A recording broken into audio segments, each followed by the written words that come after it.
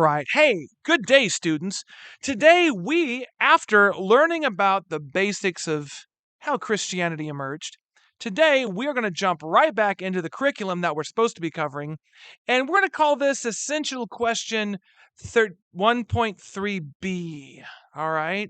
Because it's not 1.4, that's something else. I mean, if you were to look at your book, which none of you ever do, you would see that this is pretty much 1.3. Okay?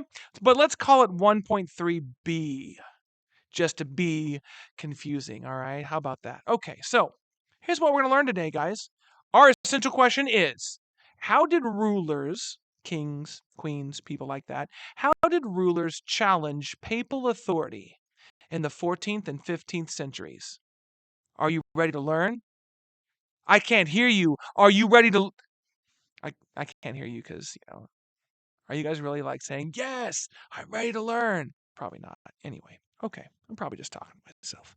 Okay, guys, let's find out today, guys, how rulers challenged papal authority in the 14th and 15th centuries. All right? How did rulers challenge the authority of the Pope? Yes? Now, guys, not gonna lie, this is gonna be a little confusing. All right? Don't get bogged down in all the names. Get bogged down on how rulers are challenging the Pope and how the Pope is challenging the rulers, okay? Pause if you need to. Let's get this started. Maybe. Come on, stupid clicker. All right, here we go. All right, guys, breakdown and revival of the late medieval church. Well, guys, the church is about ready to kind of have some serious problems, all right? So if you learn from the emergence of Christianity, like what are the origins of Christianity? If you already did those notes, then what we're going to talk about now, guys, is we're going to fast forward to the 1300s, all right? Now remember, if you live in Western Europe, you are Catholic. There's nothing else right now, okay? There's no other groups that we have today. If you live in Eastern Europe, you're Orthodox. So you're either Catholic or Orthodox if you're a Christian, all right? So let's talk about the papacy in the 13th century. By the way, guys, the 13th century means the 1200s. If you want to go from century to hundreds, you subtract one. If you want to go from hundreds to centuries, you add one. 13th century is the 1200s. 1200s is the 13th century. Got it? Cool. Okay, by the 13th century, getting tongue-tied here. By the 13th century, the church was becoming more secular. All right, now, you might be like, what does secular mean? Secular means, guys, that an institution is engaging in activities that are not religious. So you might be like, wait a second. The church, isn't the function of the church to be religious? Well, yeah, guys, but I told you in the notes, by the 1200s and the 1300s, the church is morphing into something that is political, power hungry, money hungry. That is what the church is slowly becoming, all right? Secular, okay? Engaging in activities that are not religious. So, as a matter of fact, guys, in the 1200s, the papacy, all right, the idea of the Pope and everything he controls, the papacy, became its own centralized monarchy. You know how we talked about, guys, how the kings are centralizing their control over nobles. Well, guess what, guys? The Pope is centralizing control over the clergy. Because you guys have kind of bishops and priests off out in the world doing their own things, right? Well, the Pope in the 1200s is going to start bringing all of it under his control. They're going to have their own courts, their own tax system. Now, you might be like, wait a second, isn't it the king that taxes? Oh, just wait. That's going to be a fight. Okay? Now, the Pope also had power to appoint all church offices or benefices. So, guys, just remember this word, a benefice. A benefice is a church office located in an area that gives you the right to collect taxes or tithes in that area. You guys know how you go to church and you put the money in the plate, guys? Well, if you owned that office or that benefice in that area, then guess what you got to do? Keep all that tax money, all right? So the Pope is going to try to get the power to do that. That way, he controls who is where in his empire. Okay? So bishops and other powerful clergy throughout Europe, guys, they don't want to be controlled by the Pope, just like nobles don't want to be controlled by a king. Do you guys see how the Pope is acting like a king, right? Trying to control the nobles. He's trying to control all the bishops and the priests. But what these bishops and clergy want is autonomy. Now, you might be like, what the heck does autonomy mean? It just means you want to be able to do your own thing. All right? Now, some bishops All right, bishops are high-ranking church officials. They're going to push back against the Pope centralizing power. They're going to start saying things like, hey, you can't do that. But guess what the Pope does? Brands them as heretics. Now, a heretic is somebody that doesn't keep with official church doctrine. And being a heretic can get you either exiled, which means kick you out of a country. It can get you excommunicated, which means you are no longer in the church. Or it can get you a combination of those two and burned at the stake, light you on fire, just like Joan of Arc. Heretic. All right? So, this is the situation that the papacy finds itself in the 1200s. Pause if you need to. Okay, let's talk about a specific incident where you see a pope and the kings of Europe getting after each other. And it's kind of starts with Pope Boniface VIII and Philip the Fair. Now you might be like, wait a second, Lawhan, where do I remember that name, Philip the Fair? Oh, he was the dude from the 100 Years' War. Yes, guys. So here's a little something going on. Remember the 100 Years' War? Guess what's going on in the background? This whole problem with the papacy. It's going on while the 100 Years' War is going on, all right? So kind of go back in time a little bit. So, Pope Boniface VIII. So, you guys, if you remember, England and France were kind of at each other. They were angry with each other. Remember, England controlled Flanders and the wool making industry up there. And remember, Edward III was claiming to be king of France and England. Well, as England and France were preparing for the 100 Years' War, they were finna go to war, guys. What happened was they started to pass taxes on the church and church officials, clergy. They said, you know what? Let's make a little bit extra money. Let's start taxing the church. Well, Pope Boniface VIII, not the 7th. That's wrong. Let me fix it real quick, guys. Pope Boniface VIII. Okay? So Pope Boniface VIII. By the way, guys, Roman numerals, V is 5, 1 is 1, 2 is 2, 3 is 3. So 5 plus 3 is 8. Pope Boniface VIII issued a bull. Now you might be like, whoa, what? A cow? A bull? No. A bull is a church edict or rule. So when the Pope issues like a ruling or a law, it's called a papal Pope bull. All right, it's weird, all right? And all of these papal bulls have Latin names. Do you need to remember all of them? No, okay? But anyway, this papal bull was called Claricis Laicos. Now, what this papal bull said was kings are not allowed to tax clergy without the consent of the Pope. Now, look what's going on. England and France are trying to assert their power over the Pope by taxing them. The Pope, Boniface VIII, is trying to assert his power over the kings of France and England by saying, you don't have the right to do that. Uh-oh, pour the tea, it's the chisme. We got a little fight going on here. All right, now, Edward I, remember, he was a king in England. He denied the clergy the right to be heard in court. Edward said, okay, if you're going to do that, then fine. I'm not going to give clergy any kind of a trial. If they're convicted of a crime, there's no trial. Now, guys, that's pretty outrageous. But Philip the Fair goes a little bit further and says, hey, we're not going to send any money to Rome. So all the money that France collects and all their dues that they sometimes pay to the Roman Catholic Church, they say you don't get any of that money. So, do you see what's happening here? They're trying to assert power over, they're trying to assert dominance. Do you guys remember what T-posing was? Where you T-pose over somebody and try to assert your dominance? That's what they're trying to do. They're trying to T-pose on each other, but you guys probably don't even remember what that is. Anyway, now what does Boniface do? Boniface comes back and says, oh yeah? And Boniface responds by saying, hey, you know what? England, you've got troubles with Scotland. You know what I'm going to do? I'm going to tell the Scottish that I support them, and so does God.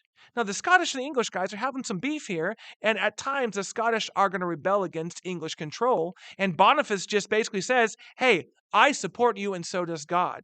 Now, that makes the English really angry, like, how dare you get our enemies even more riled up against us? All right.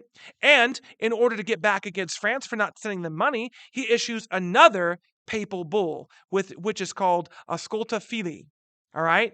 And what that bull says is God has set popes over kings and kingdoms. Basically, we are higher than you guys in the eyes of God. Ooh, no, he didn't. Yes, he did. But do you guys see the back and forth that they're trying to do? Remember the essential question. How do they struggle over power? Well, you're seeing it right now. So get this, guys. You know what Philip the Fair does? Well, he starts off like this. He has some of his scholars publish articles in the public that basically discredit the Pope. They start making up things about the Pope like, hey, he wasn't even elected fairly and he shouldn't even be Pope. Uh-oh, he's starting to talk mess in the newspapers. Well, they didn't really have newspapers, but you get the idea. He's starting to talk mess about the Pope to the public. Pause if you need to. Oh, but it doesn't stop there. 1302, Boniface VIII says, oh yeah, again? And he issues another papal bull called Unum Sanctum. Now, this is one that you're going to need to remember later on because we'll come back to it throughout this class. Unum Sanctum. Basically, this declares that all royal power is subject to the spiritual power of the church. Basically, all kings are subject to the church. You can't do anything without the Pope's approval. You guys are all underneath me and the church. So, guess what happens, guys? Philip the Fair says, oh, yeah? And one of his ministers, guys, finds Boniface VIII where he's staying, kind of like on a vacation, and they basically seize him with the army and beat him almost to death. What? The French are treating the Pope like that? They beat him almost to death. As a matter of fact, guys, they beat him so badly that he dies a few days later. So now, guys, Boniface is dead. The French just beat the Pope pretty much to death. Crazy, right? Oh my goodness, guys. What beef, what chisme, what tea. All right? So, Boniface, like I said, was saved and brought back to Rome, but he died in 1303. All right? He was saved from the beating. He got beaten, guys, but he was carried away by people that supported him. But like I said, he died not long after his beating in 1303. So now he's dead. Look at Look at this picture. This guy right here, he's like a priest. He's looking at the Pope getting slapped. And he's like, ooh, he did not do that. Anyway, I love looking at little pictures like that and finding little gems like that. Now, later on, you get Pope Clement V. Now, check this out, guys. Pope Clement V was a former Archbishop of Bordeaux, France. So he is a French Archbishop, which is pretty high up, guys. And where's he from? France. So guess what, guys? He becomes the Pope. A French Archbishop is now the Pope. And this is where he really starts some ish. He moves the papal court to Avignon, France. And he declares that the whole Unum Sanctum thing, it's not really true. The king is not really under papal authority. Now, why would he do this? He's French. He's trying to, buddy up to the French king. And he's saying, no, France, I got your back, king. Don't worry. That doesn't really mean anything. Not only that, but I'm going to move my court to Avignon. Now, wait a second. Isn't the Pope's court in Rome? Isn't that the headquarters of the Roman Catholic Church? And the answer is, not anymore. It's in France. Just like that guy's face. No, he didn't. All right, guys, so check this out. The Pope is going to go from Rome to Avignon, France. And now, guys, that is going to cause some serious chisme. So, guys, he permanently lives in Avignon, France, not in Rome anymore. So, guys, what do you think people in Italy, where Rome is, Italians, what do you think people in Rome are going to think of there not being a pope in Rome? Do you think they're going to like that? Oh, heck nah. Pause if you need to. Wait, I lied. Summary. So Boniface tried to exert his control over kings, but he failed. From this point on, the church is slowly going to come under the control of the state. Now, pause if you need to. Man, this is crazy, right, guys? Okay, it gets even crazier. So now, guys, the Pope is in Avignon, France, not Rome. Crazy, right? So, because it was away from Rome and cut off from Roman money, right? They didn't have access to the Roman money anymore. The papacy had to find new ways of making money. Now, guys, pay very special attention. You're going to learn about a couple things that are going to happen, and then we're going to talk about them again in chapter 3. So, listen to what I'm saying. The Pope's in France. He's cut off from all the money in Rome, and he needs to make new money. Guess what he starts doing? They start to do things, guys, that are kind of sketchy. Under Pope Clement VI, the church began selling indulgences. Why? To make money. Now, guys, the church is going to invent a doctrine that is not in the Bible in order to make people pay money. Do you hear what I'm saying? Now, we're going to come back to this in chapter 3, but what's an indulgence? Well, here's the deal, guys. The Catholic Church, if you're Catholic, there's this idea called purgatory, okay? So when a Christian dies, they still have sins that they hadn't repented of, all right? So what you have to do before you go on to heaven is you go into this waiting place called purgatory. And there, guys, your sins are purged from your soul with fire. It's not pleasant, okay? So Clement VI makes up this idea. He says, look, we are going to sell these things called indulgences. And we're going to tell people if they give a little bit of money and they drop a little bit of money in this jar, we'll give them a little ticket and we will pray their dead relative out of purgatory and they'll get to heaven faster. What? Did they just make something up to make money? Yes, they did, guys. That's what Pope Clement VI did. He makes up this whole thing called indulgences. Hey, put some money in the jar. Don't worry. I'll pray your family out of purgatory and they'll go to heaven. So, what's every peasant going to do? Drop the money in the jar, right? Okay, so anyway, guys, a way to make money. Now, it made the church a lot of money, but a lot of priests that were able to read the Bible started to say things like, there's no such things as indulgences in the Bible. And the Pope was like, shh, quiet you, all right? So this increased the money, but it also increased criticism of the church because it started to grow even wealthier. And under the next 3 popes, the church is going to become more under control of France and even more secular. Kind of sketchy, right? Pause if you need to.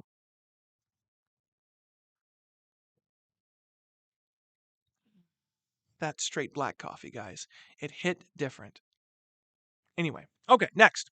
All right, now, criticism against the Avignon papacy. All right. So, guys, the English and the French start passing laws because the church is growing wealthy and powerful. And they start passing these laws that restrict the church's power to tax and appoint clergy. So, guys, remember, the church is all over Europe. But the churches that are in England and France, they start to say, we're going to tax them and we are going to restrict what they can do. Now, one English philosopher, guys, stands up against the Catholic Church. His name was John Wycliffe. Once again, this guy is going to influence people that we're going to talk about in chapter 3. So here's what he said. He said, you know what? Religious authority, all right, comes from, it's supposed to say came from, not came for. Religious authority comes from morality, not rank. Now, let me tell you what that means. He says basically this idea. Look, if there's a priest that's corrupt and doing bad things, they're not moral because they're a priest. They're literally corrupt doing bad things. They're sinners like the rest of us. Okay? And they go so far as to say things like, you know what? If a priest is corrupt and immoral and he gives somebody communion, it doesn't count. Why? Because he's corrupt and immoral. Whoa, guys. He starts calling out the church for being corrupt and immoral. Basically, guys, he's saying that if religious leaders behaved immorally, like they sought power and wealth, then they had no spiritual authority. Oh, you are challenging the leadership of the Roman Catholic Church in the 1300s, because that's what they're doing, right? Now, he has a whole bunch of followers called the Lollards. The Lollards are just followers of John Wycliffe, guys, and they do things that you're not supposed to do. One of the things they do is they preach in the English language. It's called the vernacular. Anytime you see the word in the future, guys, the vernacular, it means the common language of the people. Now, let me explain, guys, real quick. This might take a bit. If you went to church, guys, and you heard a sermon, it was in Latin. That's what all the priests spoke in Latin. All right? Now, if you're a peasant from England or a peasant from Germany and you go to Mass, can you speak Latin? No. So the priest is up there speaking in Latin and you're just like staring, okay? And then, oh, here comes the bread. Oh, got to take the bread, right? So anyway, it's one of the ways they controlled the minds of the people. They spoke Latin, all right? And if you started to speak in the English language and you started to preach to people in the English language, that threatened the power of the church because they had no control over you, Okay? We'll talk about this a little bit later in another chapter, like I said, chapter 3. Now, let's get to John Hus, all right? Now, John Hus, guys, is a legendary reformer from Prague, which is today what we would call the Czech Republic. Back in the day, it was called Bohemia. And he was a priest, guys, and he argued that indulgences were wrong and the church was not spiritual enough. It was only focused on money. And you know what happens to John Hus? He gets, guys, called a heretic. And look at this picture. He gets burned at the stake. Now, there's an old legend going around, guys, about John Hus. And the legend goes something like this. As John Hus was being burned at the stake while he was still alive, he made a prediction. He says, "You can silence me, but in 100 years, there will come a man that you will not be able to silence." Now, did he really say that, guys? I have searched so hard through sources to try to find out if he really said that. We don't know, guys, but it's an old legend. Now, what does that matter? Well, guys, guess who comes around about 102 years later? This guy named Martin Luther, who is literally going to upend religion. All right? Crazy. Did he really say it? I don't know, but I like to think so. Pause if you need to. Oh, yeah, he was burned at the stake, 1415. Okay. All right, now, guys, the Great Schism. By the way, guys, schism means split. So, here's the deal. 1370, Pope Gregory IX moves the papacy back to Rome. So you go through a couple of popes, and Pope Gregory IX says, you know what, enough's enough. Let's go back to Rome, where the pope should be. Now, how do you think the French people feel when they controlled the pope and they controlled the Catholic Church, and now the pope's back in Rome? The French king is like, wait, that's not cool. I want to control the church, right? But get this. When he dies, Pope Urban IV is elected as a new pope. But many of the cardinals are French. Now, cardinals, guys, another high-ranking official, and they're the ones that usually choose pope. They're like the highest up, all right? They're above bishops, okay? So, guys, Urban IV is elected as a new pope in Rome, but a lot of the cardinals are French. And you know what they want? They want the papacy back in France. So do you know what they do, guys? Oh, they do this guy dirty.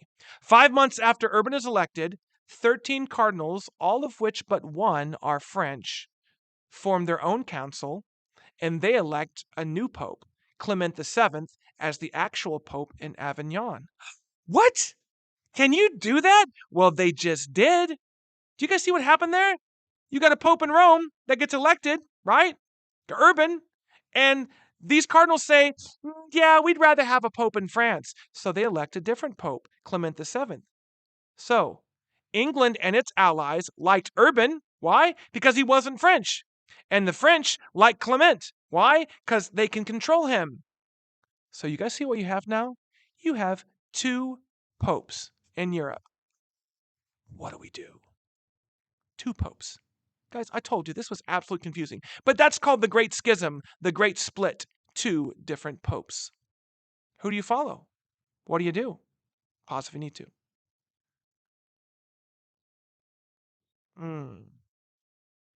Straight black coffee, guys.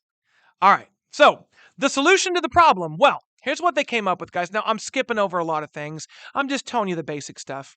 They said, let's create a council that governs the church. And let's have the council get rid of the 2 popes and elect the real pope. So guess what they do, guys? They literally create a church council and they try to get rid of the 2 popes and elect a 3rd pope. So the council elects a 3rd pope, Alexander V. But the other 2 popes are like, yeah, not going anywhere. Alexander V is not real. So now you have 3 popes. What? Isn't this crazy, guys? This is out of control. Are your guys' minds blown? This is insane. But they have 3 popes, all right? Okay, now, eventually, I'm skipping over a lot of things that you don't really need to know. Eventually, guys, the council asserts its power. Some of the popes die, some of the popes resign, and we eventually get back down to 1 pope in Europe. But isn't that crazy? And this is all going on during the 100 Years' War, right? So you want to talk about chaos in Europe? Boy, is it chaotic. Pause if you need to. Okay, let's summarize what we just learned. So throughout the 13th and 14th century, the popes and kings are fighting over who should have the most power. Should the church have the most power? Should the state? Of course, the popes say the church. Of course, the kings say the state should have the most power. So do you see this back and forth? And what you have in the notes are examples of them trying to do that with the papal bulls and the shenanigans that the French and English would try to pull on the Pope. Those are examples of this conflict. All right. Now, another thing that's going on is the church just keeps becoming more and more secular and concerned with wealth and power instead of the spiritual well being of its people. Now, guys, this is going to come back to bite it in chapter 3. It's going to continue this progress to become this wealthy, powerful, corrupt political institution. And then, guys, in chapter 3 in the 1500s, it's all going to come crashing down because this guy named Martin Luther is going to call him out on it. So by the end of the 14th century, the 1300s, the church is back in Rome, and it has a little bit reduced power over European kings. European kings become stronger, the Pope and the church become weaker as far as control. And throughout the 15th and 16th century, guys, the church is going to come under increasing criticism because of its power and its wealth and its lack of focusing on the spiritual needs of the people. So, wow, guys, what craziness. That's the end of the notes, guys. I'll see you in class.